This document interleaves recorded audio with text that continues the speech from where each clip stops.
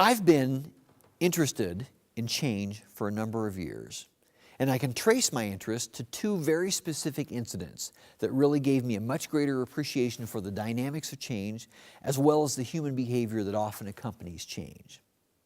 So come with me first of all to Minneapolis, Minnesota. I worked for a restaurant chain that was based out of Minneapolis. At that time, it had been in business for about 20 years, 300 restaurants across the country. So great growth, phenomenal success in a relatively short period of time. Several years prior to me coming on board, the two co-founders, undoubtedly feeling the strain of 17-hour workdays, 7 days a week working side by side, had decided that they simply could not work together anymore. One remained in Minneapolis with the original concept. The other moved to San Diego, California, and started a very similar restaurant concept.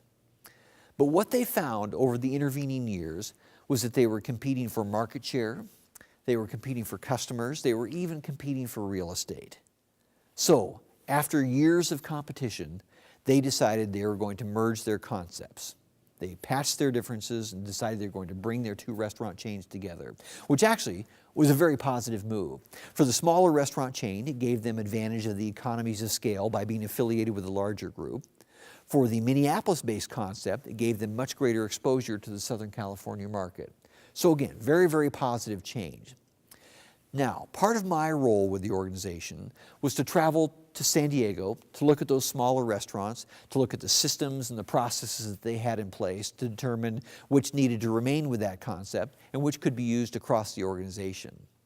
But what I found when I visited those restaurants is I heard the same thing from all the employees. I understand they're going to close my restaurant. Am I going to lose my job? And that absolutely was not the case. Absolutely not. But learning number one, the farther the one is away from the source of information, the greater the anxiety, the greater the uncertainty, and the more robust the grapevine.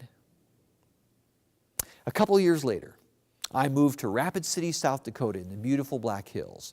And when we think about the Black Hills of South Dakota, we think about, yes, Mount Rushmore. And when I moved there, they had just finished renovating Mount Rushmore. The same four heads, that had not changed. But they had enhanced the parking facilities, they had improved the gift shop and the restaurant, they had installed some walkways, really done some nice things with the amphitheater. So very positive, very tasteful changes. And I remember one night, I was watching a newscast, and they were interviewing a Boy Scout who'd been involved in some grand opening ceremonies earlier in the day.